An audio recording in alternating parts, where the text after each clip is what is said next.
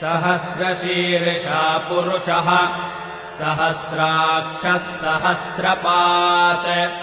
स भूमिम् विश्वतो भृत्वा अत्यतिष्ठद्दशाङ्गुलम् पुरुष एवेदगुम् सर्वम् यद्भूतम् यच्च भव्यम् उतामृतत्वस्येषा नः यदन्नेनातिरोहति एतावानस्य महिमा अतो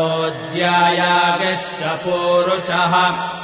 पादोऽस्य विश्वा भूतानि त्रिपादस्यामृतम् दिवि त्रिपादूर्ध्व उदैत्पुरुषः